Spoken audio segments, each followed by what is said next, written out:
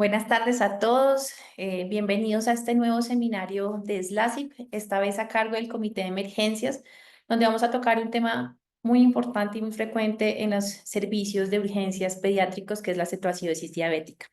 Para eso, el doctor Jorge Ortiz Rolón, quien es ahora nuestro coordinador del Comité de Emergencias, es la persona que va a moderar, junto con la doctora Patricia, este seminario.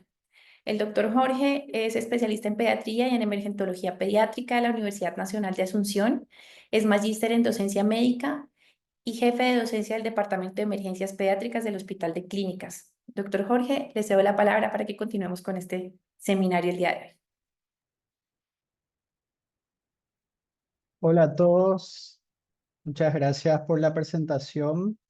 Así como dijo la doctora, esta es una entidad bastante frecuente en nuestros hospitales, sobre todo en los hospitales de tercer y cuarto nivel, y es demasiado importante que ese manejo inicial que se realiza en la urgencia sea de manera estructurada como para que estos pacientes puedan llegar bien a las unidades de cuidados intensivos, ya que el manejo es eh, en conjunto tanto del médico de emergencias como del médico de terapia intensiva. Y es por eso que queríamos presentar este seminario. Tenemos tres ponentes bastante expertos en el área y nos van a dar cada uno un aporte diferente sobre esta entidad. Me acompaña en la moderación la doctora Patricia Arzamendia. Ella es especialista en pediatría y en emergentología pediátrica por la Universidad Nacional de Asunción. Es magíster en urgencias y emergencias pediátricas por la Universidad Internacional de Andalucía. Es directora de los cursos PALS y BLS y miembro activo de la SLEPE y la SLACIP. Les recordamos también a todos que durante las presentaciones pueden ir colocando sus preguntas en el chat, tanto en el Facebook como en el Zoom, para que al final de las tres ponencias podamos discutir con los expertos. Patricia, te cedo la palabra. Buenas noches. Muchas gracias, Jorge, por la presentación. Bueno, hoy tenemos como disertantes, así como dijo el doctor Jorge Ortiz, a tres exponentes. Uno es el doctor Edgar Soto. Él es especialista en medicina de urgencia, tiene una alta especialidad en medicina de reanimación, es maestro en administración y es director general del Instituto de Reanimación en la Ciudad de México. La ponencia estará, el tema de que estará presentando el doctor Edgar es la evaluación inicial de la cetoacidosis diabética.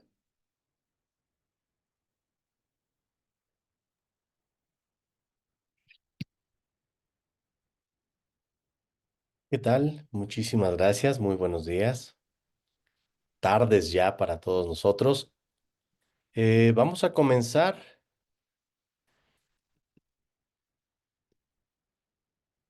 ¿Se ve ahí la pantalla? Sí, la Sí, vemos. se ve. Sí. Excelente. Pues muchísimas gracias al Comité de Urgencias, gracias a SLACIP por esta invitación. Y efectivamente es una de las entidades probablemente que a todos nosotros nos hace reflexionar cuando llega el paciente con ciertas características. Y para ello tengo estos escenarios. Vamos a ver estos dos casos. Caso número uno es un masculino de 10 años que es traído por pérdida de peso de un mes de evolución, respiración rápida de 48 horas de evolución, lo cual nos hace primero reflexionar por qué no habían acudido con el médico.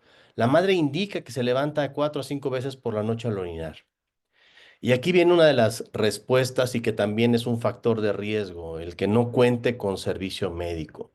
Yo creo que uno de los aspectos que hemos visto en nuestros pacientes cuando llegan a la sala de urgencias y desde que van entrando con este tipo de respiración, nos hace suponer primero, dentro de nuestra evaluación inicial, que es un paciente que definitivamente está grave y que amerita una atención. Siguiente caso, es una paciente de 16 años encontrada por su madre en la habitación con malestar general y con una situación en cuanto que suspendió el manejo de su diabetes, es decir, ya es una paciente con diagnóstico de diabetes tipo 1, pero que recibió la noticia de haber presentado ya falla en sus riñones. Esto, por supuesto, que implica una situación compleja y que también repercute en cuanto al manejo y en la toma de decisiones.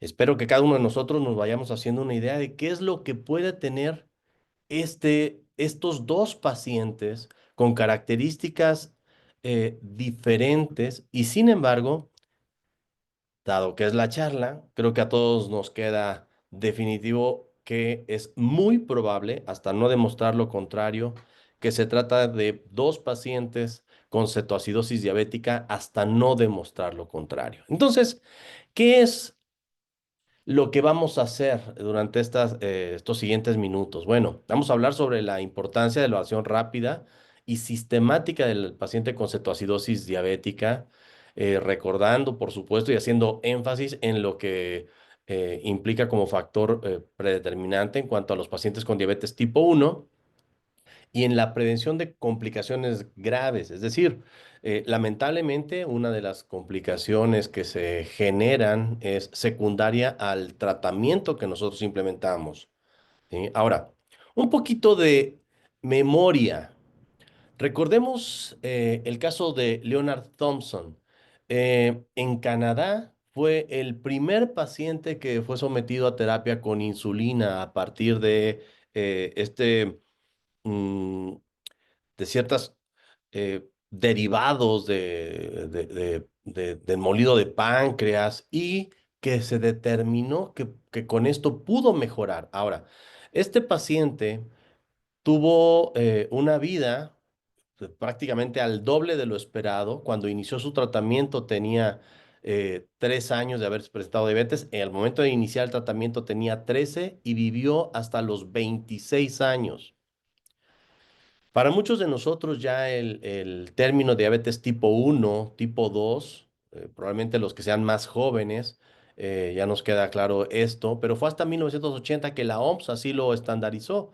Antes incluso los números eran romanos 1 y 2, aunque ya durante todo el siglo XX se identificaba que una era insulino dependiente hasta cierto punto y otro era no insulino dependiente.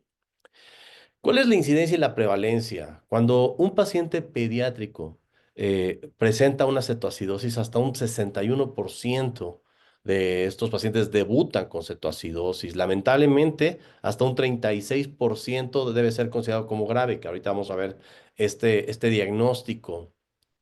Mientras más temprano, mientras menor peso corporal tiene, y por increíble que parezca, también aquellos que no poseen seguro médico, y probablemente debe hacernos reflexionar sobre el hecho de que estos pacientes acuden de manera tardía ante la falta del recurso para el diagnóstico y tratamiento oportuno.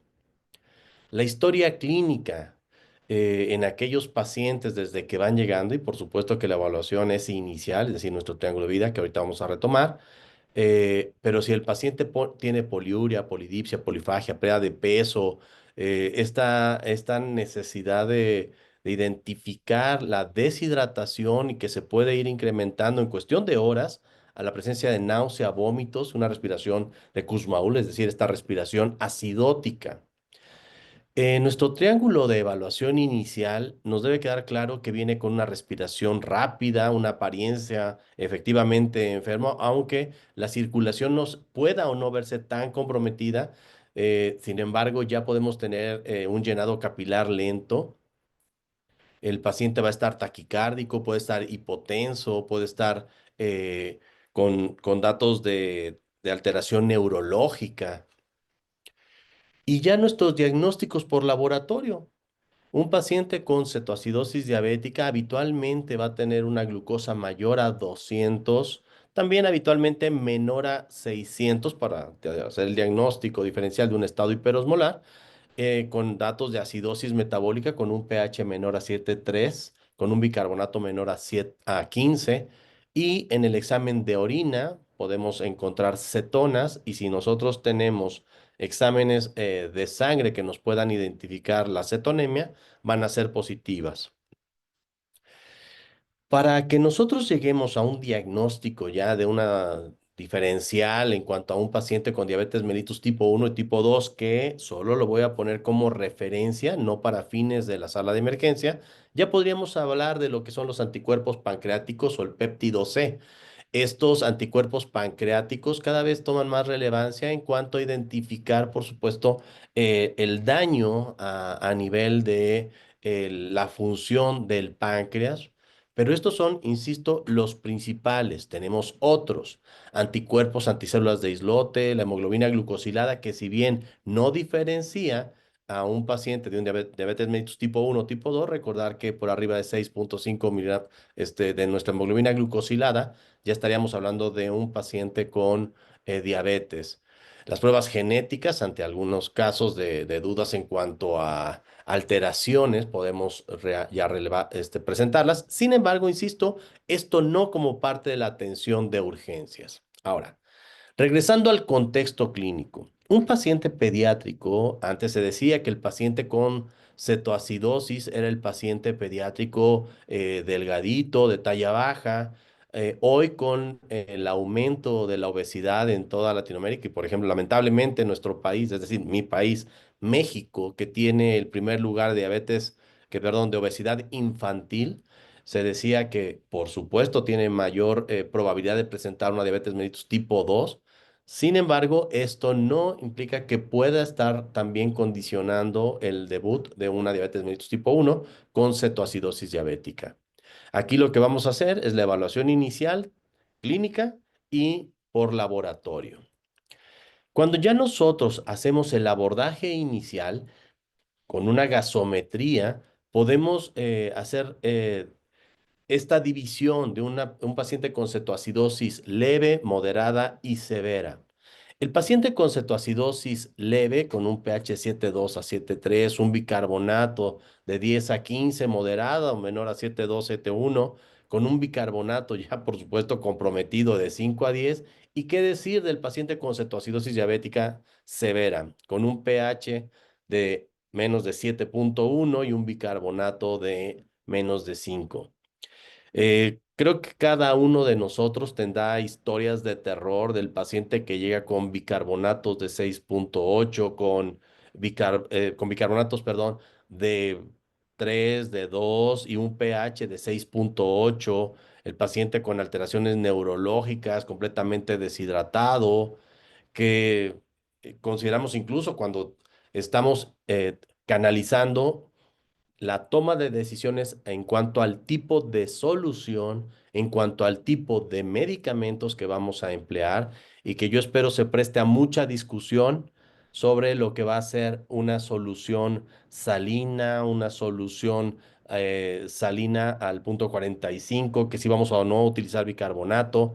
De verdad, tenemos que ir planteando desde este momento qué voy a hacer con el paciente, cuándo vamos a utilizar la insulina, qué cuidados debemos tener. Entonces, la glucosa sérica nos va a confirmar la hiperglucemia, los electrolitos nos van a decir cómo se encuentra el sodio y el potasio. Y ahorita voy a hacer reflexiones sobre el potasio, y por favor debemos considerar que este electrolito va a tomar relevancia. El bicarbonato, que a nivel sérico, ya sea venoso o arterial, va a estar muy bajo, y eh, nuestro pensamiento en cuanto a si le hace falta bicarbonato, le voy a poner bicarbonato, bueno, lo vamos a discutir en un ratito. Entonces, cuando tomamos los laboratorios, por favor, la gasometría arterial durante mucho tiempo fue también considerado como indispensable. Hoy sabemos que la gasometría venosa también nos va a dar información suficiente para evaluar al paciente. eh, las cetonas en orina también para el diagnóstico de cetosis. Y uno de los temores más grandes en cuanto a las complicaciones relacionadas con el tratamiento, el riesgo de edema cerebral. Si tenemos un paciente que durante el manejo inicial empieza a presentar cefalea, vómitos, bradicardia, hipertensión, es decir, una respuesta de Cushing, por favor, tener todas las medidas necesarias y si es considerado realizar la tomografía, adelante. Pero esto, y por favor debe quedarnos claro, que es algo que debemos tratar de evitar a toda costa. ¿Cuáles son los factores de riesgo para presentar edema cerebral en el paciente con cetoacidosis? Edades menores a 5 años, cetoacidosis grave, por supuesto, acidosis prolongada y el uso de bicarbonato, sobre todo recordando que la barrera hematoencefálica va a estar permeable para el bicarbonato, perdón, para ciertos elementos que pueden condicionarnos esta acidosis paradójica. El monitoreo neurológico. eh, el paciente no solo vamos a estar evaluando la glucosa, por supuesto que vamos a tener cuidado en ella, pero cómo se encuentra cada hora, cada 2 horas. Si podemos tener, recordemos que este paciente puede estar en la sala de urgencia o terapia intensiva, el familiar, la enfermera, tiene que estar atento a los cambios que pueda presentar en la conducta. El monitoreo estricto del potasio sérico. El potasio sérico, cuando está por debajo de 3,5, deberá ser una condicionante para considerar el manejo de o no la insulina. Deberá reiniciarse de manera temprana en cuanto el paciente orine y deberá estar de acuerdo a los niveles de potasio sérico que se encuentren al inicio. El monitoreo de la glucosa y de los electrolitos de inicio se deberá realizar mientras se encuentre con el diagnóstico de cetoacidosis grave cada hora o por lo menos cada 2 horas. Deberá estar con un monitoreo cardíaco y de la presión arterial de manera continua y debemos estar atentos ante la presencia de variación en la frecuencia cardíaca. La escala Coma de Glasgow pediátrico, por supuesto que nos va a dar indicadores en cuanto a deterioro o recuperación, idealmente, del estado neurológico de nuestros pacientes. Entonces, tener mucho cuidado con esto. El monitoreo bioquímico de la glucosa.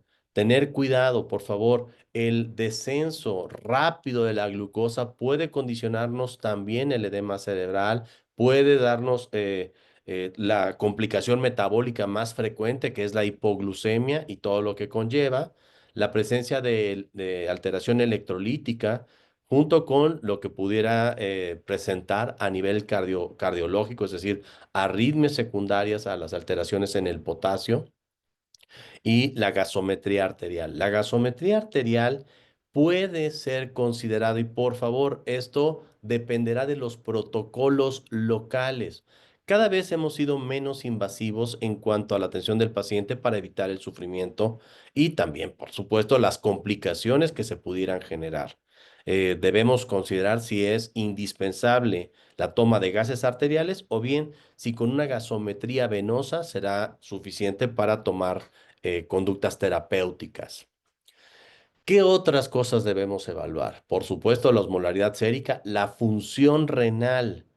Veíamos en el segundo caso, cuando tenemos pacientes ya con diabetes diagnosticada, con complicaciones renales o bien de otra índole, es importante. ¿Por qué? Porque este paciente va a tener asociado probablemente ya sea alteraciones de uremia, alteraciones en la creatinina, alteraciones en el potasio, hipervolemia, ¿sí? Entonces ahí es donde de pronto tendrá que echarse a andar la expertise de cada uno de nosotros. Si el paciente, por ejemplo, se encuentra en anuria, ya con una tasa de filtración glomerular sumamente afectada, el balance de líquidos, las consideraciones en cuanto al monitoreo cardíaco y, por supuesto, si un paciente tiene cetoacidosis grave, deberá ser evaluado y manejado por la unidad de cuidados intensivos pediátricos. En conclusión, es importante una evaluación rápida, sistemática de la cetoacidosis diabética en pediatría, desde la evaluación clínica, neurológica y por laboratorio para identificar en qué momento de la cetoacidosis nos encontramos.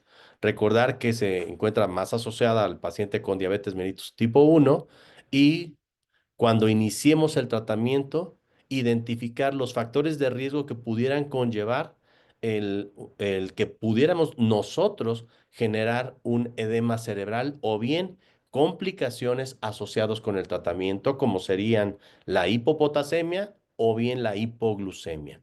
Bien, pues muchísimas gracias y doy paso a nuestro siguiente ponente.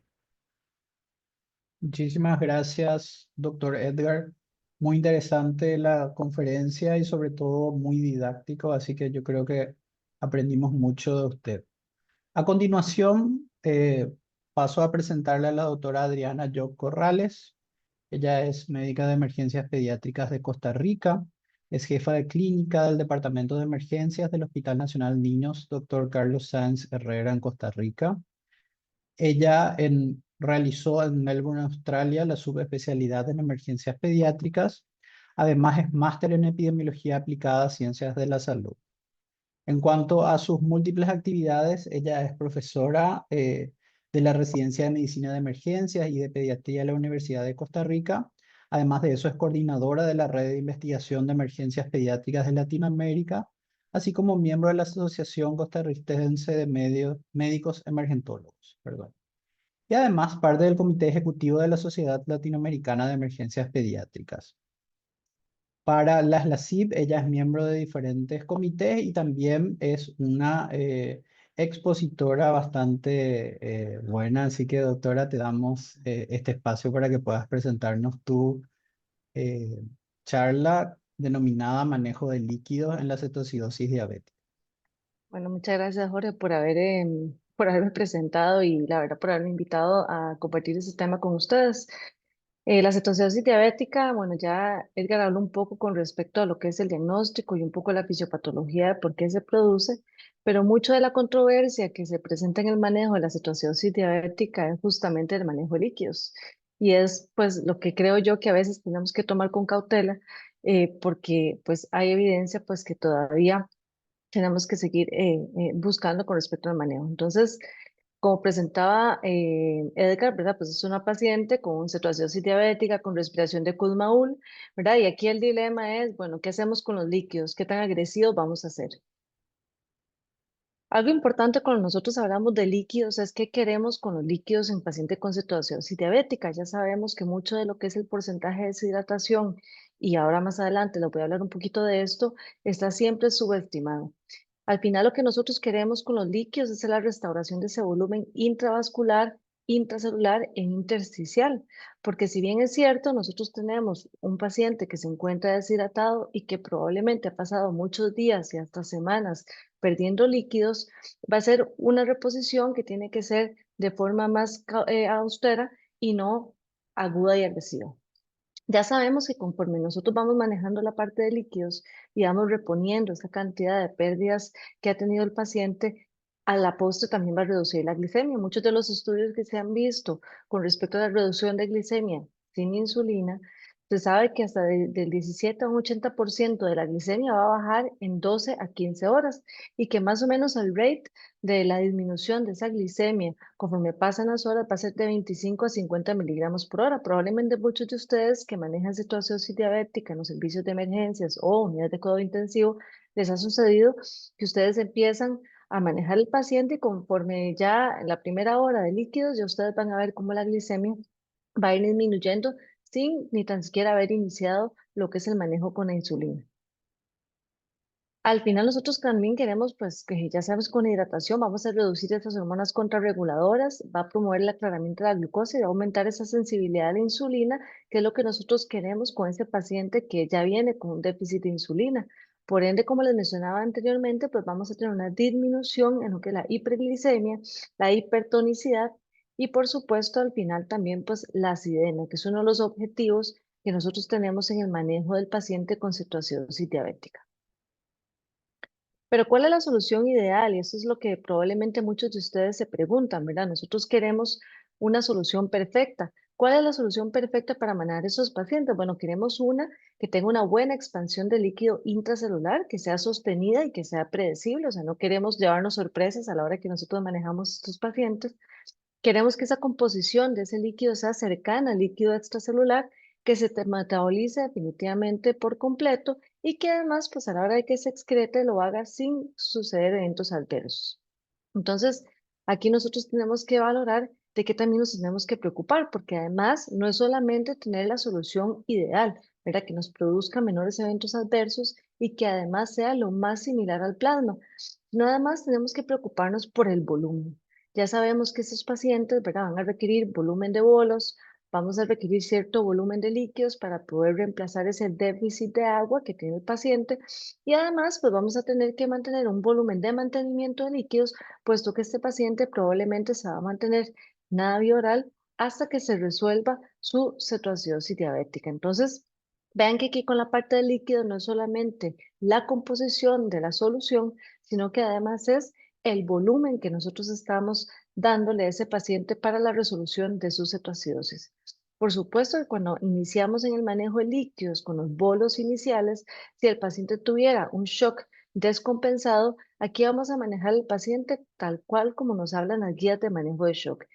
Si bien es cierto, el paciente tiene cetoacidosis diabética, pero si tiene además sobreagregado algo infeccioso, por ejemplo, que tenga un shock séptico o que además pues tenga alguna disfunción miocárdica, porque es un paciente con una cardiopatía de previa, etcétera, tenemos que manejar ese paciente de acuerdo a lo que yo puse aquí las guías de la Academia Americana de Corazón, pero pueden ser las guías locales que ustedes utilizan para el manejo de shock. Y el manejo de la cetoacidosis diabética lo vamos a dejar de lado hasta que el paciente se encuentre compensado. Si el paciente está con nosotros, llamamos shock compensado, está taquicárdico, ¿verdad? Está un poco con frialdad distal, sin embargo se mantiene normotenso, podríamos dar un bolo de líquidos de 10 a 20 cc por kilo y de esta forma, pues, iniciar lo que es la restauración de esas pérdidas que el paciente ha tenido.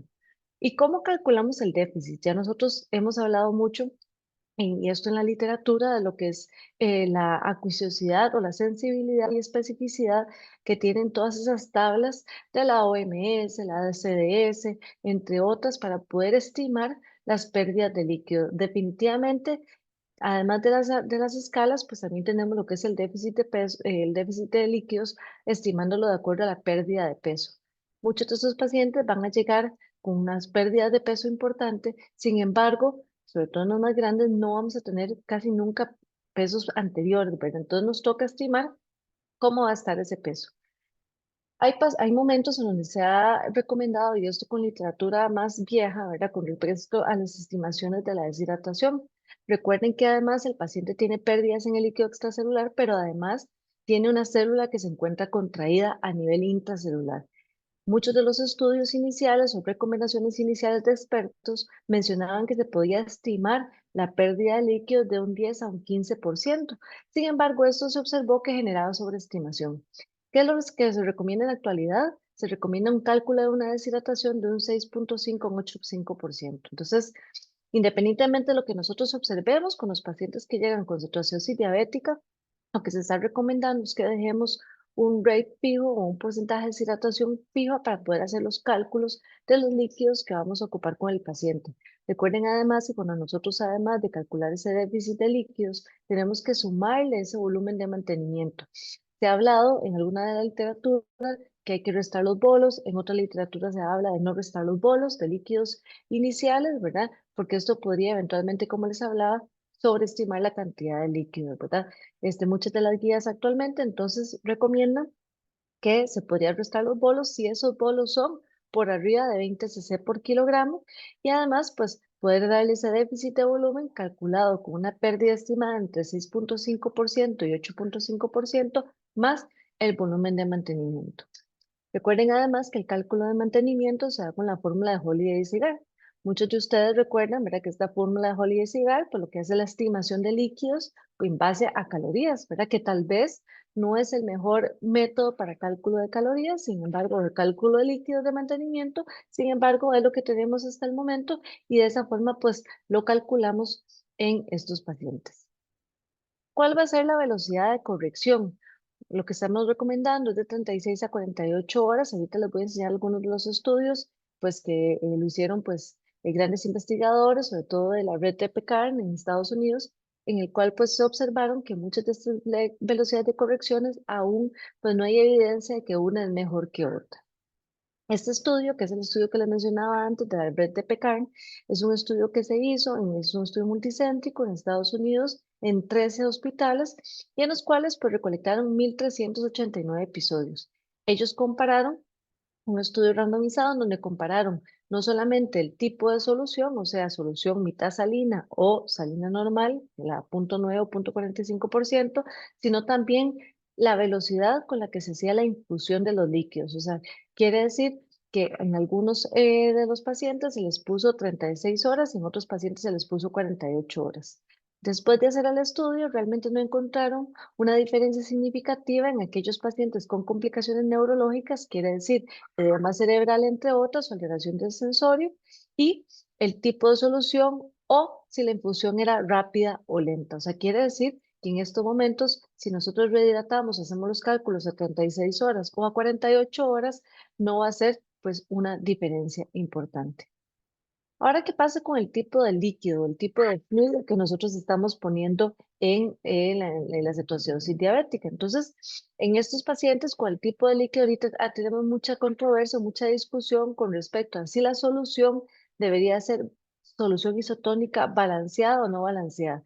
Recuerden que la solución fisiológica, al final, nosotros hablamos que no es tan fisiológica, ¿verdad? Si nosotros recordamos lo que les mencioné previamente, que cuál es la solución ideal, que es aquella en la cual tiene una composición similar al plasma, la isotónica, o lo que nosotros conocemos como la solución salina, realmente va a tener una mayor cantidad de sodio que lo que tiene el plasma. Entonces, casi que nosotros deberíamos de estar pensando y valorar si eventualmente cuál solución debería ser mejor, si una isotónica balanceada o una no balanceada. ¿Qué pasa con la solución fisiológica? Y esto no es solamente para cetoacidosis diabética, es para en general para el paciente críticamente enfermo.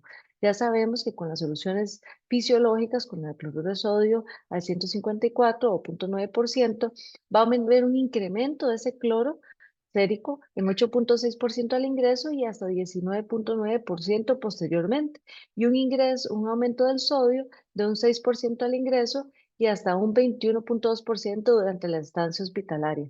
Además, varios de los estudios han hablado con respecto al MAKE30, ¿verdad? O lo que son la alteración en la función renal del paciente, que puede no solamente aumentar la mortalidad, sino además la terapia de reemplazo renal, disfunción renal, y esto a los 30 días. Entonces, vean que la solución fisiológica o la solución al 0,9% realmente podría llegar a ser más perjudicial que beneficiosa, y eso es algo que todavía está estudiándose no solamente en pacientes con cetoacidosis diabética, sino también en pacientes en shock séptico y en otro tipo de patologías, sobre todo en aquellos críticamente enfermos. Este es un ejemplo de uno de los estudios en donde trataron de randomizar aquel paciente con cetoacidosis diabética, es un estudio en adultos, y utilizaron Plasma-Light versus solución salina normal o la 0,9%, y realmente lo que no encontraron ninguna diferencia con lo que fue la resolución de la cetoacidosis diabética, ni tampoco con insuficiencia renal alguna. Entonces, ven que todavía tenemos algunos estudios, algunos en adultos han hablado de que con aquellos pacientes que tienen soluciones balanceadas, tienen una resolución más rápida de ser la cetoacidosis diabética, pero en niños todavía no hemos podido comprobar esto. Si ustedes ven, por ejemplo, las composiciones de de las diferentes soluciones, siendo la solución normal salina, ¿verdad? La del 0,9%, teniendo un poco mayor de cantidad de sodio y cloro y una tonicidad más alta. Vean, por ejemplo, el lactato de Ringer, Plasma-Light. Nosotros aquí en Costa Rica tenemos la solución electrolítica balanceada, al menos en la institución donde yo estoy, que es muy similar al Plasma-Light, y la solución de lactato Ringer también, que podrían ser soluciones que eventualmente tienen componentes de sodio más similares al plasma que la solución salina al 0,9%. Entonces, como les digo, todavía en niños falta evidencia con respecto a qué es lo que deberíamos de utilizar en esta población. ¿Qué pasa con la tonicidad? Bueno, los expertos recomiendan también cambiar a soluciones 77 a las 4 o 6 horas del manejo.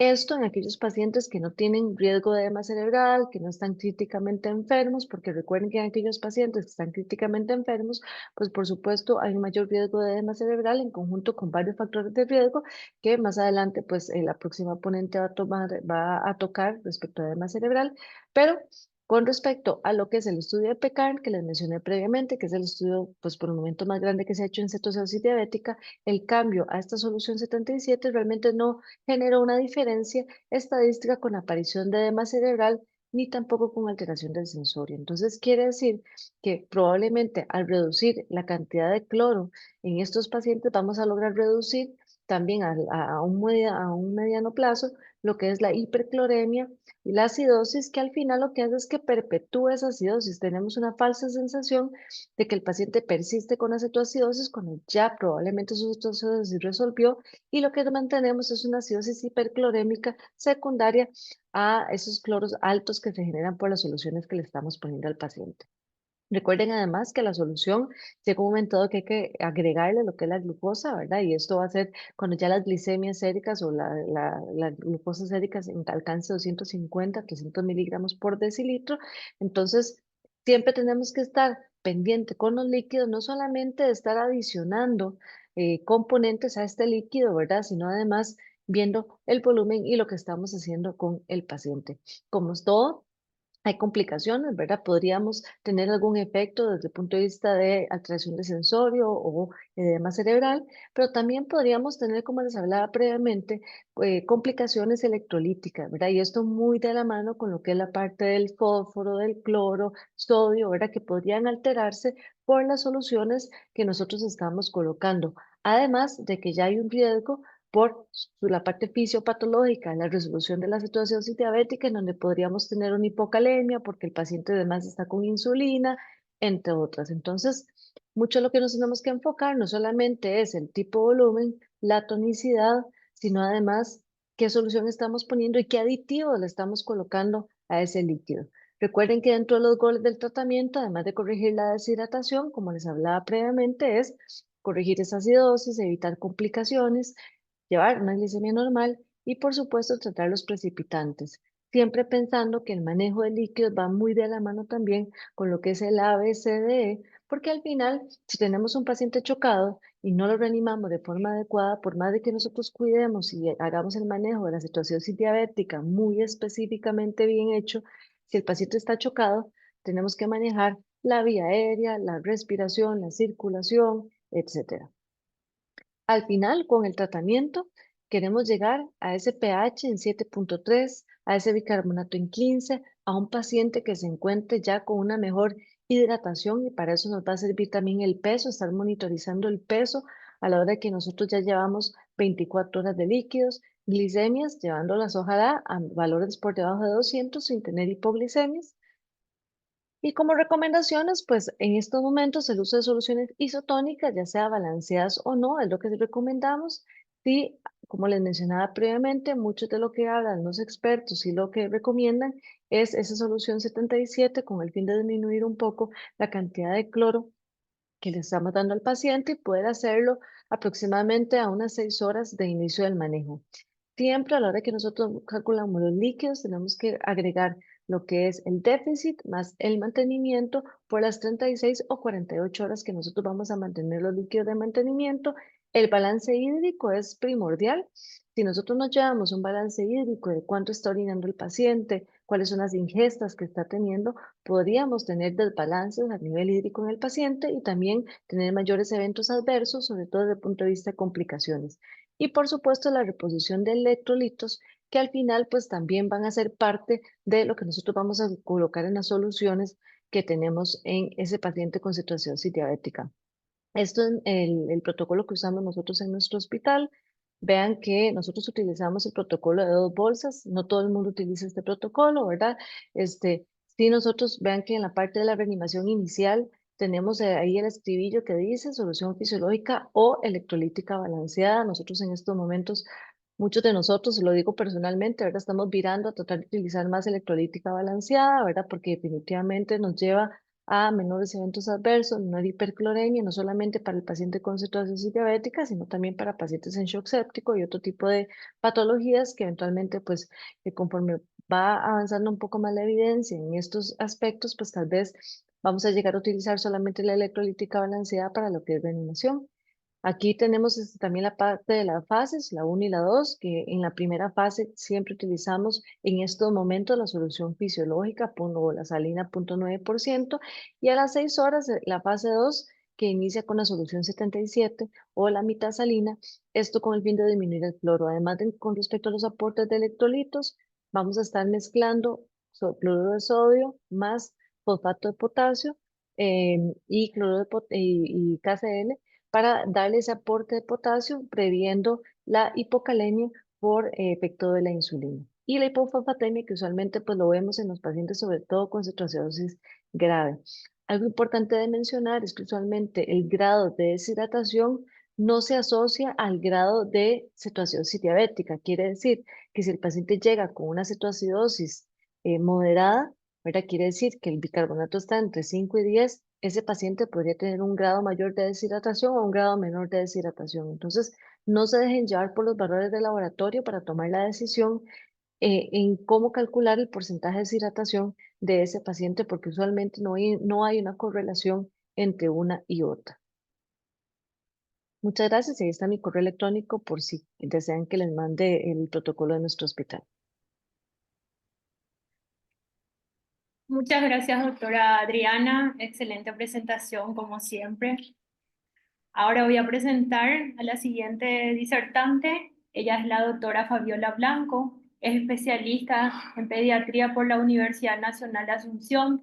Es endocrinóloga pediátrica por la Santa Casa de Misericordia de San Pablo, Brasil. Es docente de grado y posgrado de la Cátedra de Pediatría de la Universidad Nacional de Asunción.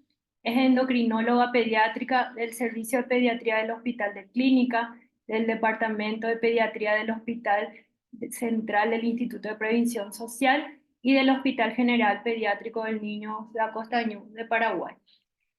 El tema a presentar el día de hoy es manejo de la insulinoterapia en la cetoacidosis diabética. Adelante, doctora Blanco.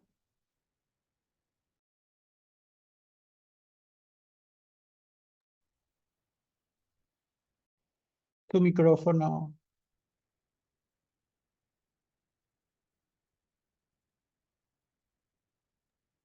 Ahora sí, bueno, buenas noches a toda la audiencia. Muchas gracias al doctor Jorge por la invitación. Entonces, como ya dijeron, mi tema es el tratamiento con insulina en la cetoacidosis diabética. Eh, el- en la cetoacidosis, ese déficit de insulina es el que lleva a todo el desarreglo metabólico por disminución de la utilización de la glucosa con aumento de la proteólisis, glucogenólisis y la hiperglicemia, pero no solo es la hiperglicemia lo que debemos corregir, sino también frenar todas estas alteraciones, también frenar la lipólisis para así frenar la generación de cuerpos cetónicos y así corregir la acidosis. Perdón. ¿Qué pasa? La diapositiva. Entonces, la terapia con insulina es indispensable no solo para normalizar la glicemia, sino también para suprimir la lipólisis, la cetogénesis y corregir la acidosis. Las insulinas que principalmente vamos a usar en la primera fase de tratamiento son las insulinas de acción rápida, donde la que más comúnmente usamos, la más aceptada y la que se utiliza con más frecuencia es la insulina regular, que en nuestro medio se conoce también como insulina cristalina y otros la conocen como insulina corriente, pero también se describe que se pueden utilizar los análogos rápidos como la insulina Lispro, Aspart y Glulicina, que ya están aprobados en pediatría, y también los análogos ultra rápidos como la Faster Aspart, que creo que se prefieren menos por su costo mayor. Entonces, en la primera fase, la vía de elección, si se dan las condiciones para el tratamiento con insulina intensivo, va a ser la vía endovenosa en infusión continua y utilizando una bomba de infusión. Es recomendación de la SPAD no utilizar una vía central, porque ahí sí se administra más de una infusión por esa vía. A veces la infusión de la insulina no es apropiada. También en ciertas ocasiones puede utilizarse un esquema de insulinoterapia intensivo por vía subcutánea. Como ya dijimos, preferentemente se escoge la insulina regular. ¿Cuándo iniciar? Iniciar al menos 1 hora después de la reposición inicial de líquidos y, como dijo Adriana, que me antecedió, después de haber salido del shock, para asegurar una buena perfusión periférica. Y no iniciar las correcciones con insulina si el potasio sérico está muy disminuido, que algunos autores hablan de una concentración de 2.5 mil equivalentes litros, otros de 3.5, y nosotros aquí usamos 3.000 equivalentes litros. ¿A qué dosis iniciar? Bueno, ahí también hay una controversia, hay varios trabajos que aseguran que con una dosis de 0.05 unidades por kilo hora es suficiente y es más seguro, pero las recomendaciones van de 0.05 a 0,01 unidades kilo hora.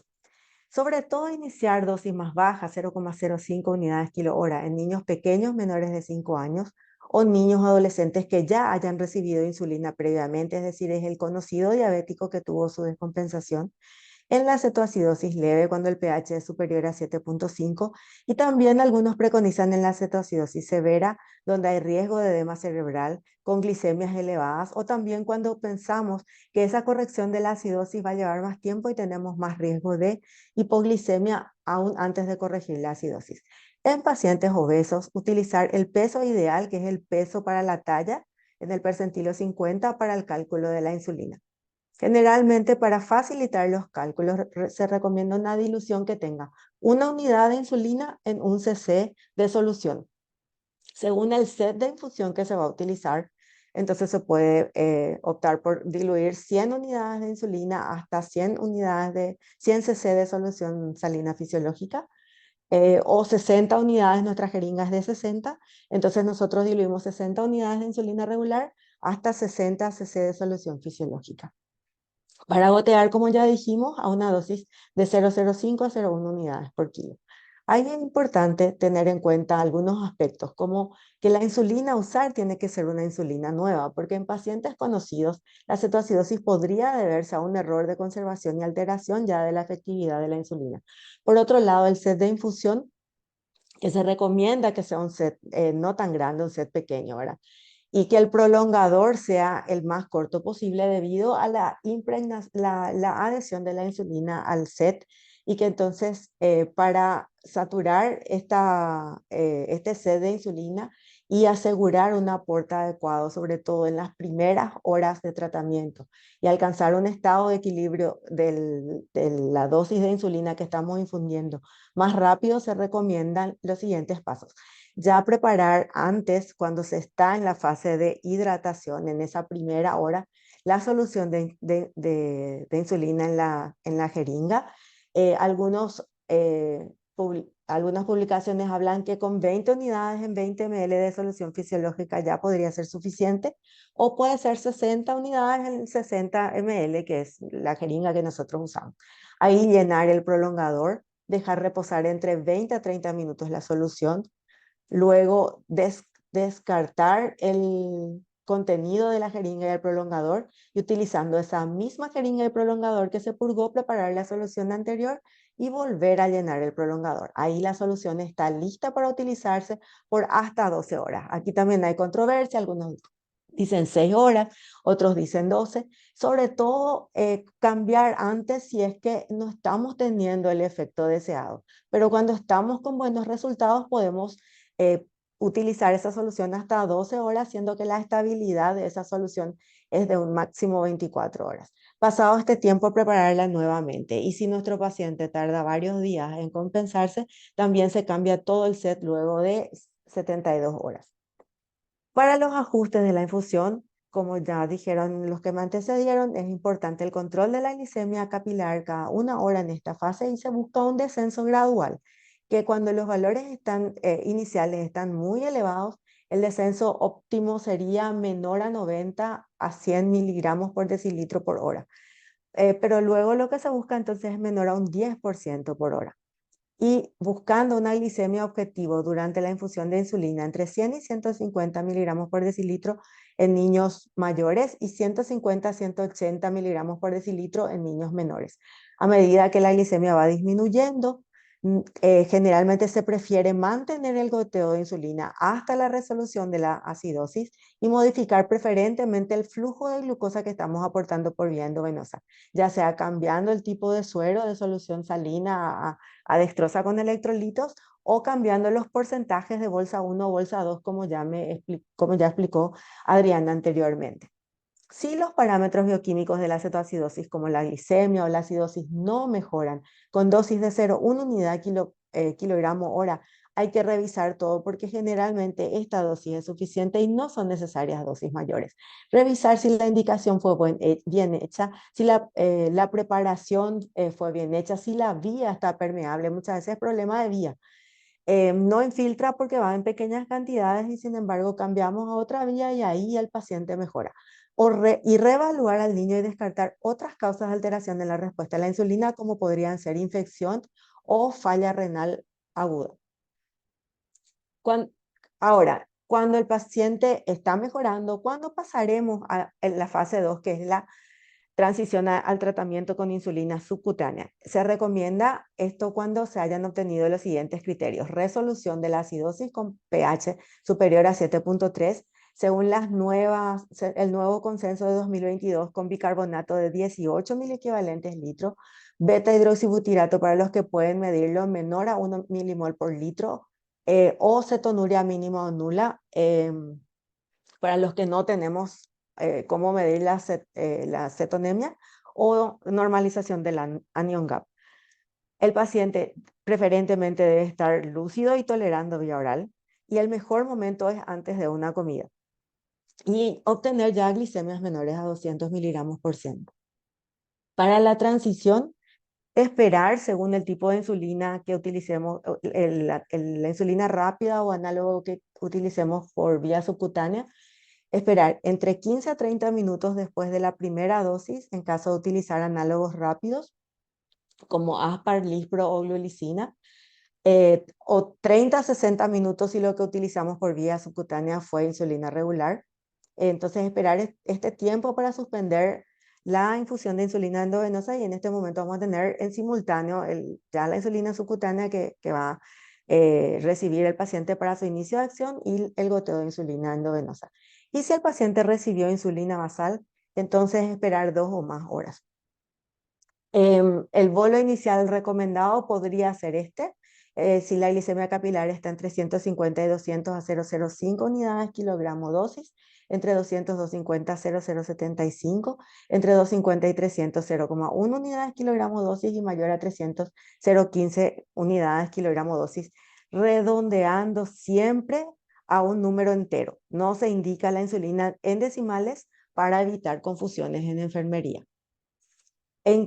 Ahora, también se puede utilizar el esquema con insulina subcutánea, por ejemplo, en pacientes con cetoacidosis leve, en pacientes ya conocidos diabéticos, que por ejemplo hayan entrado en cetoacidosis por falla de microinfusora, que eso muchas veces no suele tratarse una cetoacidosis grave, en caso en que no pueda administrarse la vía endovenosa, y ahí se recomienda el bolo inicial de 0,15 unidades por kilo de insulina rápida o regular, y luego 0,1 a 0,15 unidades kilogramo cada 2 horas en caso de utilizar análogos rápidos, o cada 4 horas en caso de utilizar insulina regular. El monitoreo, la glicemia capilar o con el sensor de glucosa ya en esta segunda fase, antes de cada comida, 2 horas después si los espacios entre la comida son prolongados, antes de dormir y de madrugada. Algunos autores recomiendan el inicio precoz de la insulina basal. Esto sería aproximadamente 4 horas antes de que se prevé suspender la infusión de insulina, y que ven que en este caso hay menos hiperglicemia de rebote, una menor duración de la estadía en las unidades de cuidados intensivos o emergencias, y también menores casos de hipoglicemia posteriormente, si bien durante la infusión con insulina a veces puede haber hipoglicemias leves. Las insulinas basales, entonces, que solemos preferir son los análogos basales de acción prolongada, pero si no se dispone, puede utilizarse la NPH.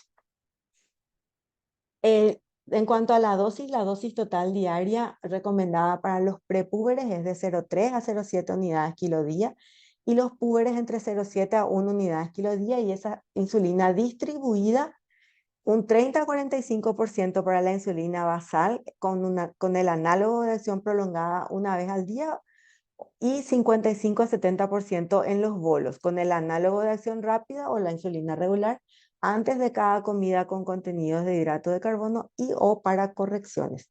Y luego eso se va ajustando de acuerdo a la respuesta glicémica a la insulina, y posteriormente calculando la relación insulina-carbohidrato y el factor de corrección. Entonces, lo que se busca es imitar la secreción fisiológica del páncreas en un paciente sin diabetes, aportando con la insulina basal, como las concentraciones basales bajas que normalmente tenemos, ya sea con la alergina, U100 o U300 o la de Ludec, o la NPH en 2 dosis, y con las insulinas rápidas o regular, los bolos preprandiales según los controles y el contenido de carbohidrato que tendrá la comida que va a ingerir el niño, más la corrección según el valor de glicemia capilar encontrado, menos el objetivo que solemos colocar 100 y el factor de corrección que se calcula según la sensibilidad del paciente. Esto con las insulinas rápidas. En el paciente conocido con diagnóstico previo de diabetes tipo 1 que se ha descompensado, eh, solemos utilizar las dosis previas que traía en sus indicaciones del consultorio ambulatorio, pero esto también, sobre todo, si este paciente se venía controlando regularmente. Si es un paciente que aparece después de muchísimo tiempo, entonces es mejor ajustar esas dosis de insulina. Sobre todo si es un paciente que se desapareció durante el periodo de luna de miel y luego cuando este terminó, ahí como seguía siempre igual de descuidado, entra en cetoacidosis. Entonces ahí sí realmente necesitamos un reajuste de las dosis y no continuar con las dosis previas. Y también tener en cuenta el factor desencadenante, que cuando fue por error de insulina, por error o sea, por alteración de la conservación de la insulina, o cuando fue por falla de microinfusora, estas son cetoacidosis de más corta evolución, y entonces tienen mejor respuesta a las dosis previas. Pero cuando es por ejemplo, por causas infecciosas o una descompensación de larga data, entonces a veces aumentamos en un 10 a un 20% las dosis previas que el paciente traía.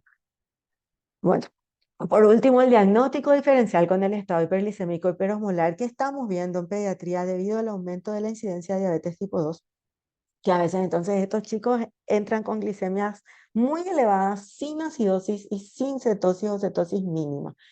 El tratamiento es diferente, no se debe administrar insulina al inicio y se busca inicialmente el descenso de la glucosa entre 75 a 100 miligramos por decilitro por hora con la hidratación, pues un ascenso más acelerado de la glucosa por administración de insulina puede ocasionar una caída brusca de esa presión osmótica, porque estamos en un estado hiperosmolar, ¿cierto?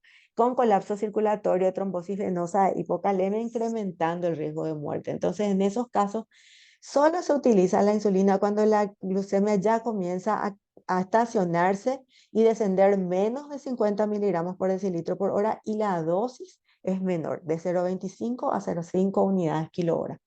También en infusión endovenosa continua. Y como mensajes finales, entonces en la cetoacidosis diabética se recomienda iniciar el tratamiento con insulina endovenosa, dosis 0,05 a 0,1 unidades por kilo hora, al menos una hora después de iniciar la rehidratación.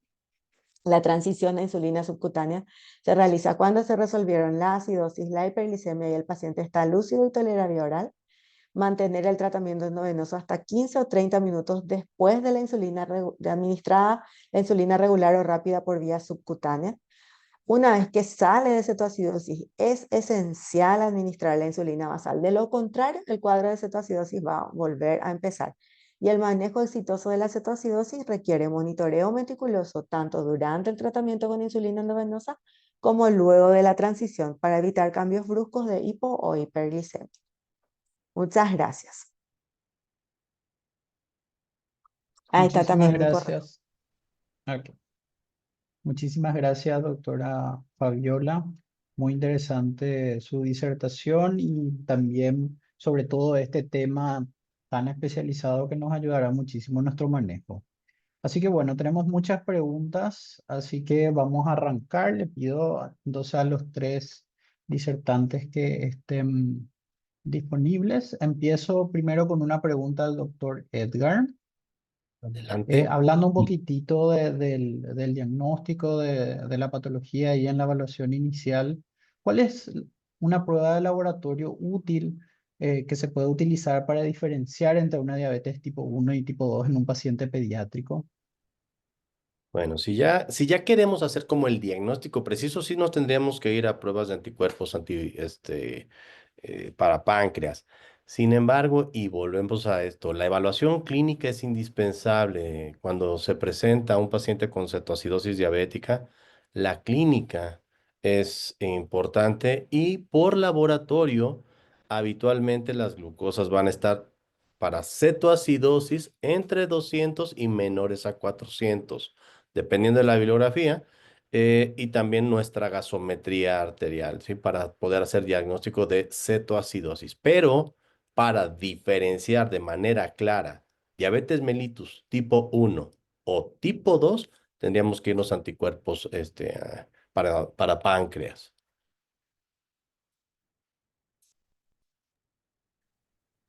Muchísimas Eh, gracias, doctor. una pregunta para la doctora Adriana. ¿El cálculo de líquido se hace de la misma manera en un paciente con obesidad y un paciente con sobrepeso? Ujú. Sí, con respecto al cálculo de líquidos, sí se debe hacer igual en el sentido de que, bueno, al menos nosotros en nuestro centro vemos por debajo de los 15 años, probablemente pacientes que se acerquen a pesos de adulto, pues vamos a tener que hacer una diferencia con el cálculo, ¿verdad? Los adultos utilizan bolos de 1 litro, ¿verdad? De fisiológico, y ahí está Edgar, que es el adultólogo del grupo, y a 500 cc por hora, ¿verdad? Para lo que es el manejo de líquidos. Nosotros en niños usualmente lo hacemos más cautos y lo hacemos de acuerdo a los pesos de los pacientes, ¿verdad? Pero bueno. Nosotros en nuestro centro siempre lo calculamos de acuerdo al protocolo, ¿verdad? Y les calculamos un 7% de deshidratación a todos sin hacer diferencias si parece leve o parece moderado, ¿verdad? Les hacemos un 7% y aquellos que vienen con una deshidratación más severa, sí les hacemos un ajuste a un 10% de deshidratación. Muchísimas gracias, doctora. Acá tengo una pregunta para la doctora Blanco, la doctora Fabiola. Cuando la acidosis persiste, a pesar de obtener glicemias dentro del objetivo, ¿podría pasarse igual a insulina subcutánea? Hola, sí. Bueno, muchas gracias por su pregunta. En los casos de acidosis persistente hay que tener en cuenta cuáles pueden ser los factores que están llevando a esa acidosis persistente. Por ejemplo, si el paciente está con un grado leve de falla renal o si esa acidosis es hiperclorémica, en cuyo caso sí podría pasarse a la insulina subcutánea incluso antes, teniendo en cuenta que el paciente reúne los demás criterios. O sea, el paciente está lúcido y tolera la vía oral.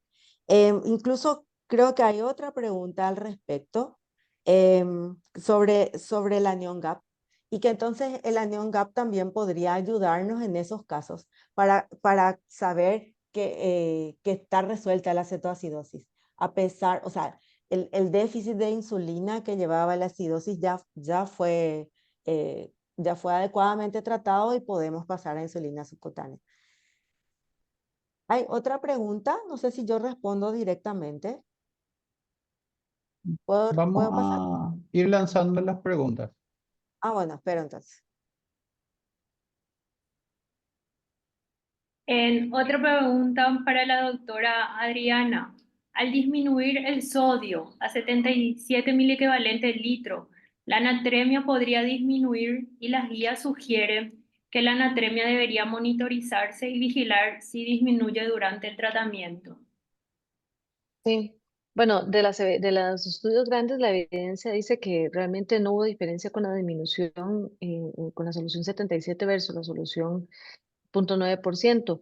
Sí, como dice la persona que hizo la pregunta, el monitoreo de los electrolitos es básica, ¿verdad? Y nosotros usualmente el monitoreo lo hacemos cada 2 horas, tomando electrolitos, ¿verdad? Cada 2 horas y gases venosos o arteriales, lo que se tenga disponible, para estar monitorizando los tratamientos. De eso va a depender no solamente el sodio, ¿verdad? El monitoreo del sodio, sino también el monitoreo del potasio, el monitoreo eventualmente de la glicemia, ¿verdad? Para ver el momento en que nosotros tenemos que cambiar los porcentajes de aporte de lo que es las soluciones glucosadas. Perfecto, muchísimas gracias.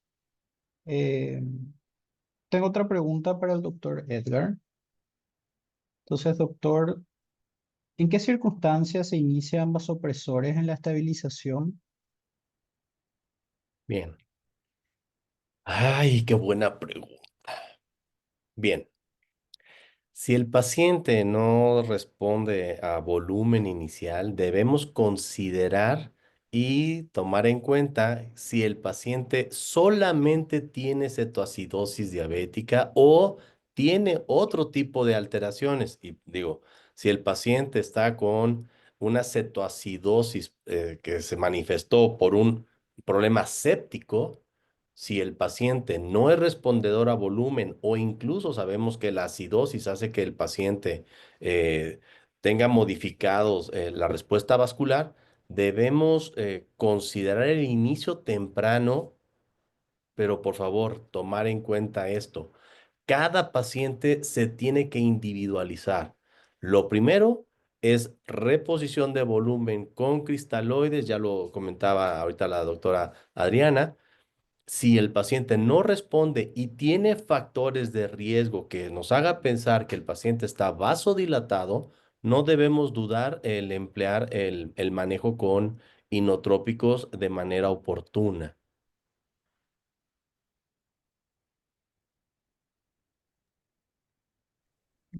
Muchísimas gracias, doctor. Tengo otra pregunta para la doctora Adriana. Ujú. En pacientes sin shock, ¿se deben colocar retos de volumen de 10 cc por kilo aún en deshidratación moderada? Bueno, las guías dicen que en pacientes con deshidratación moderada severa se debe colocar un bolo a 20 cc por kilo, porque igual para que nosotros la insulina empiece a hacer acción, bueno, aquí tenemos a la doctora, la experta en endocrinología, para que empiece a hacer acción no podemos hacerlo tampoco en un líquido intracelular y extracelular contraído, ¿verdad? Entonces siempre ocupamos cierto restoration, por así decirlo, del volumen y lo que recomiendan los expertos es de moderado a severo, 20 cc por kilo sin shock, aunque no esté chocado, ¿verdad?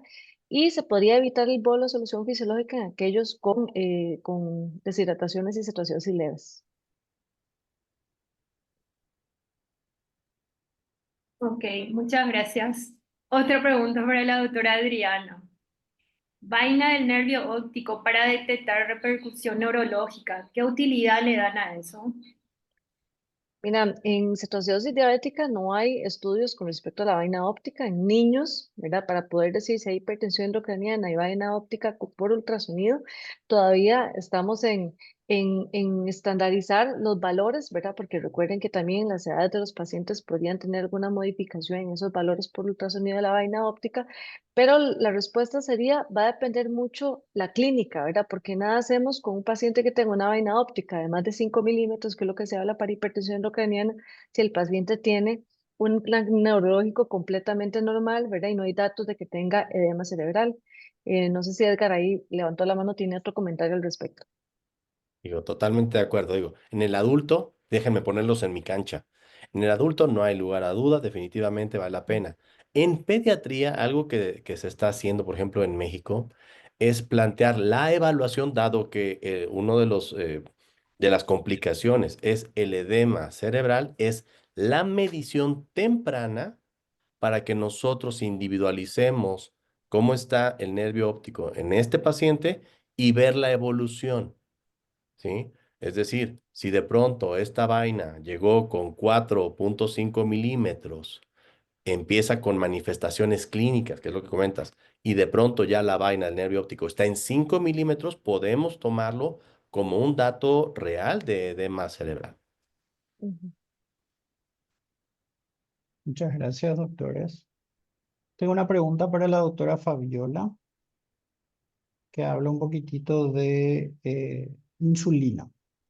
El tiempo de iniciar la insulina glargina, si es que el paciente usa esta insulina, los adultos la aplican desde el inicio de la infusión de insulina.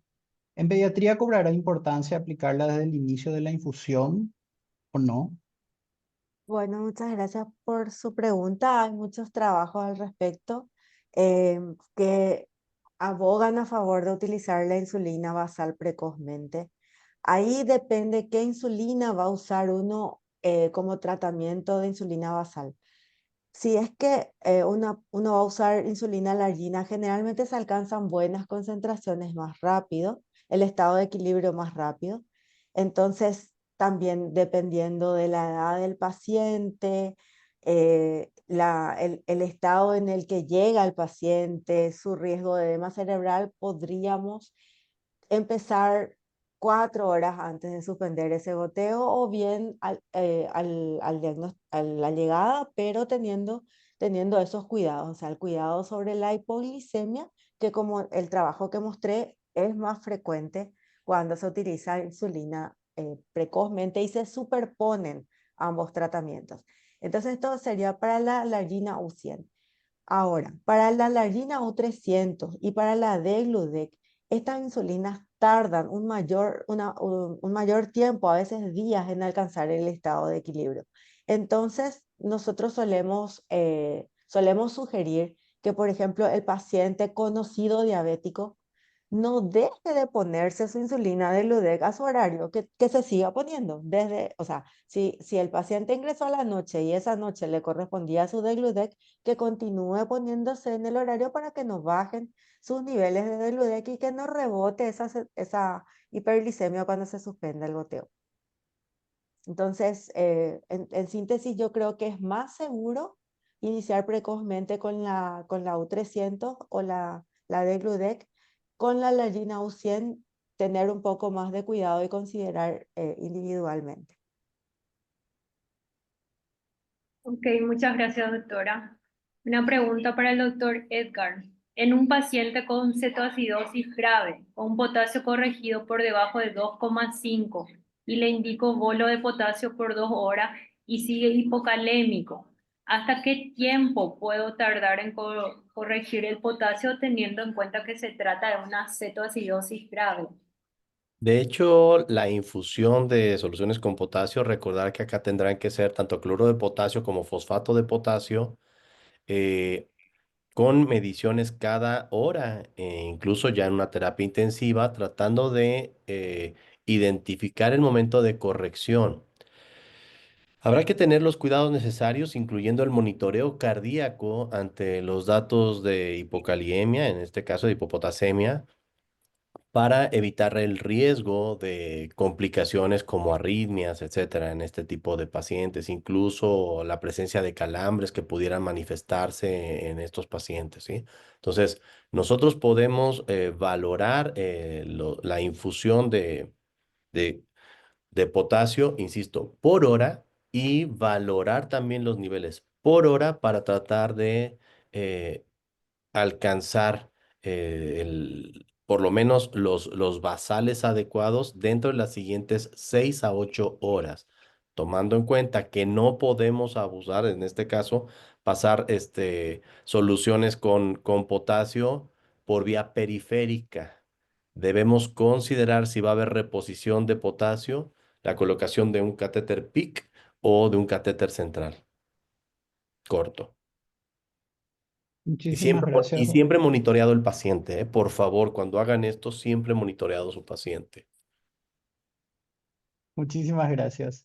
Ahora una pregunta para los tres panelistas. Preguntan la experiencia que tienen con el empleo de solución Harman en lugar de emplear solución salina al 0,9%. La doctora Adriana nos habló un poco, pero preguntan un poco la experiencia ya que son tres centros diferentes. Sí. Bueno, la Harman nosotros no la tenemos en mi centro, lo que tengo es electrolítica balanceada, pero para efectos prácticos es similar. La utilizamos para reanimación. Aún no hemos hecho el cambio para lo que es la rehidratación de la cetoacidosis en 36-48 horas. Entonces, en este momento la experiencia lo que tenemos es solo para reanimación, pero no para la rehidratación completa. Creo que todavía, al menos siento yo que todavía nos falta evidencia como para poder hacer un cambio ya protocolizado de eso, pero ese sería mi aporte. Doctora Fabiola, y ya después, si gustan Sí, yo, para yo primero las doy damas. la misma respuesta que la doctora Adriana. O sea, no suele usarse con tanta frecuencia en los centros donde yo trabajo y generalmente en los casos que se prefirió fue para reanimación. Igual, bueno, en el caso de nosotros, voy a dividirlo. Nosotros como especialistas en urgencias, de pronto nos toca estar en el área de adultos y de pronto nos toca estar en el área pediátrica. En el adulto no se ha demostrado que tenga un mayor efecto la solución Harman sobre la solución salina. Tomar en cuenta cuando tengamos el sodio medido y si está por debajo de o sea, tenemos una hiponatremia, perfecto, nos podemos ir con una solución salina al 0.9%. Si está muy deshidratado, podemos irnos, si está con niveles de sodio adecuados, al 0.45, que es la solución 77 que comentaba la doctora Adriana. Y la solución Hartmann para reponer volumen pudiera ser. Sin embargo, insisto, no hay evidencia hasta este momento que sea una mejor que otra. En el caso del paciente pediátrico, en nuestro centro sí nos vamos habitualmente con solución salina, ya sea al 0.9 al 0.45%, dependiendo de los niveles de sodio basales o de los niveles de deshidratación que se tenga, con todo el cuidado ante la posibilidad de pasar el volumen y contar con una acidosis hiperclorémica.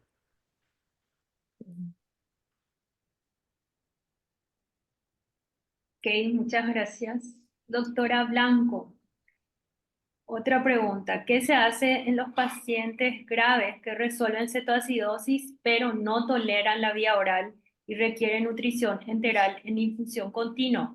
Porque tampoco toleran los bolos de nutrición enteral. ¿Cómo manejar las insulinas?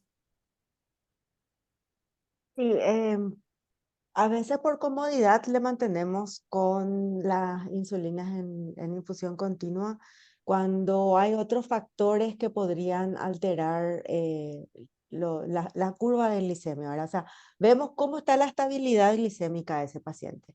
Si ese paciente tiene una estabilidad glicémica, siendo que los análogos basales tienen curvas planas, podríamos pasar a insulina subcutánea a pesar de que no se esté alimentando. Pero eso sí, probablemente vamos a tener siempre el soporte de la hidratación parenteral para casos en los cuales esa dosis se haya calculado de más y hacer las correcciones en el caso con las insulinas rápidas, los análogos rápidos, en el caso de que la dosis administrada el cálculo haya sido insuficiente, pero podría pasarse, sobre todo si se tiene la previsión de que eso de no poder alimentarse va a durar mucho tiempo. Perfecto. Tenemos muchas preguntas. La audiencia está bastante interesada en el tema y bueno, y nosotros gustosos también de poder responderlas. Entonces continúo, esta va dirigida a la autora Adriana, que habla de cuando tenemos el paciente con la infusión de insulina y con los planes de soluciones, cuando la glucosa está entre 150 a 250, ¿se prefiere la glucosa al 10 o la glucosa al 5? Ujú. Nosotros, a ver, cuando se hace el sistema de dos bolsas, realmente se puede hacer cualquiera de los dos, el 5% o el 10%, siempre y cuando la glicemia no baje más de 50 miligramos por hora. ¿Verdad? Eso es como el principio, ¿verdad? Nosotros previo al uso de dos bolsas utilizamos solución glucosada al 5%, con algunos nos iba bien, con otros se había comentado el aporte, y con este cambio de las dos bolsas que tiene el 10%, como les digo, va a depender si el protocolo de nosotros va a depender del porcentaje. A ver, en algunas ocasiones parece glicemia entre 250 y 150, el porcentaje va a estar más o menos como entre un 7% de aporte de glucosa para ese paciente. Entonces, con el sistema de bolsas vamos cambiando, de acuerdo a la glicemia, el porcentaje de glucosa al 10%. En aquellos pacientes que tienen menos de 100 de glucosa, se le va a poner el 100% en glucosado al 10%, ¿verdad? Y así va a ir cambiando los porcentajes de requerimiento de acuerdo a la glicemia. Pero para esa pregunta específica, más o menos es como un aporte de un 7% lo que le corresponde. Ahora, muchos de los pacientes podrían tolerar un 5% y les va bien, ¿verdad? No les baja la glicemia a más de lo usual, ¿verdad? Eso es parte de hacer glicemias horarias en el paciente que está con las insulinas en infusión. Ok, muchas gracias. Una pregunta para el doctor Edgar. ¿Qué tan recomendable es el uso de esteroides en cetoacidosis y acidosis hiperclorémica? No tengo de verdad en este momento información respecto al uso de esteroides en estos casos, ¿eh? Salvo, salvo que ustedes tengan algún dato diferente por lo menos en los protocolos que utilizamos nosotros en México, no se considera el uso de esteroides, ¿eh? Por favor, No. también para que lo ubiquen. Sí, el esteroide es un hiperglicemiante también, entonces no. Sí. Perfecto. Siguiendo con las preguntas para la doctora Fabiola, en un paciente con edema cerebral, ¿en qué momento se puede iniciar la solución hipertónica en el paciente pediátrico? La recomendación es el inicio de la solución hipertónica cuando se tiene el diagnóstico clínico. Incluso con la primera dosis o sea, al iniciar esa solución hipertónica, nosotros vamos a observar la mejoría del paciente y esto nos va a ayudar a confirmar el diagnóstico, o sea, es una confirmación terapéutica. En los hospitales en donde yo trabajo, generalmente se prefiere el uso de manitol antes que la solución hipertónica. Entonces, yo tengo más experiencia con eso. Doctora Adriana, ¿algún comentario acerca del manejo del edema cerebral y la solución hipertónica? Sí, usualmente tratamos de poner más manitol que hipertónica en cetoacidosis diabética, ¿verdad? Porque las soluciones hipertónicas tienen un gran valor en lo que es trauma craneoencefálico, aunque muchos de los estudios han dicho que no hay diferencia entre uno y otro con respecto a mortalidad, pero usualmente en cetoacidosis ponemos manitol inicialmente, ¿verdad? E hipertónica solo en aquellos pacientes que ya se les puso manitol. Recuerden que el manitol es un diurético también, entonces hay que tener mucho cuidado y cautela con eso, ¿verdad? Por eso es importante el balance hídrico, pero se pone en el momento que se tiene el diagnóstico, o sea, uno no, a veces dicen, hágale una tomografía para ver si tiene edema, no, el diagnóstico es clínico, ¿verdad? Entonces, en el momento que se tiene clínica de edema cerebral con todos los criterios menores y mayores, o lo que recuerdo lo que al diagnóstico, pues ahí es donde se pone el tratamiento. De acuerdo. Bueno, el doctor Edgar, usted al inicio de su presentación habló del uso de bicarbonato y acá una persona pregunta, ¿cuál sería la indicación del uso de bicarbonato? Bueno, me voy a centrar en esto. Y de verdad que qué bueno que hicieron esta pregunta. Por favor, por un lado, debemos detener el uso indiscriminado de bicarbonato en los pacientes con cetoacidosis diabética. O sea, hace muchos años era prácticamente a todos líquidos, insulina, bicarbonato. O sea, cetoacidosis era igual a esto. Hoy debe quedarnos claro que el bicarbonato va a ser excepcional su uso y me refiero a, por ejemplo, un paciente que tiene hiperpotasemia, ojo, hiperpotasemia y que pudiera tener una cetoacidosis severa menor a 6.9.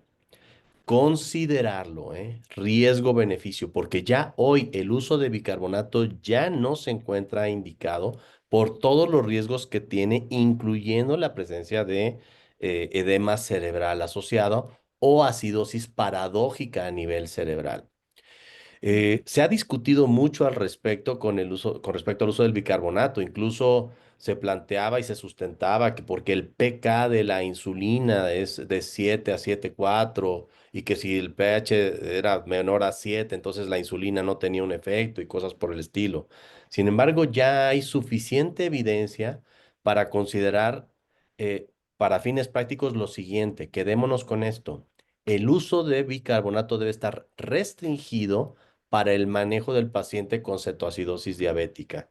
A menos que alguno de mis compañeros tenga una información diferente o tenga protocolos diferentes, ya hoy en el paciente pediátrico, ojo, el uso de bicarbonato debe ser completamente una excepción, es decir, debe estar perfectamente bien documentado, pero bajo ninguna circunstancia debe ser Ujú, algo habitual, ¿sí? Pero bueno, ujú. lo dejo sobre la mesa.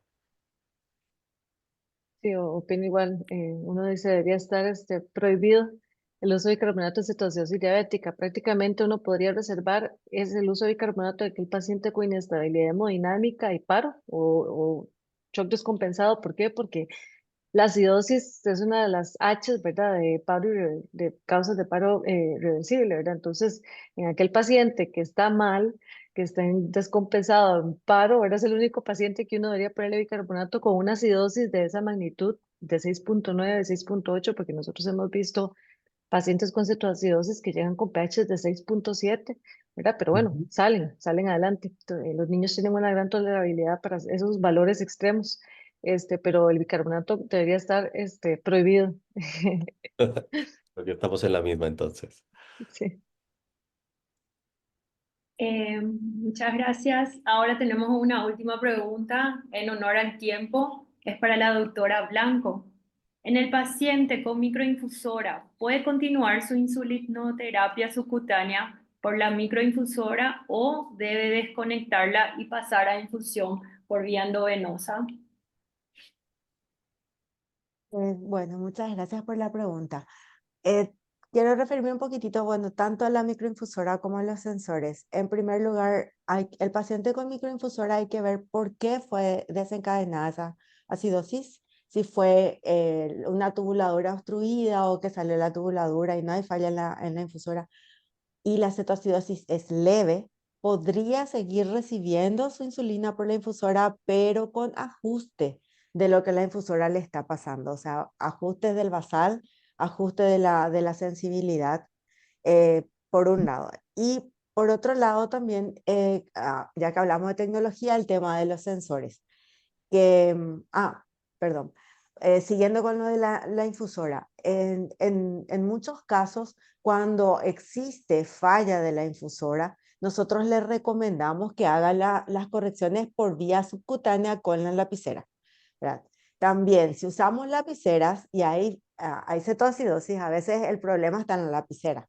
Entonces, hacer las correcciones por vía subcutánea con jeringas. Entonces, los que estaban con falla de lapicera, usar la jeringa, los que estaban con falla de microinfusora, a veces hacen las correcciones con sus lapiceras, pero si la cetoacidosis se debe a otra causa, por ejemplo, una vez tuvimos un paciente con una apendicitis aguda que hizo una cetoacidosis leve, ese paciente podía continuar con su infusora, ¿verdad? Porque no fue una falla de la microinfusora.